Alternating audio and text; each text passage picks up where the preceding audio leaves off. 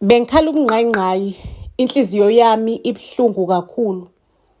Ngihambile ngayorejista emva kokuphasa umatikuletsheni e-university njengabo bonke abantwana.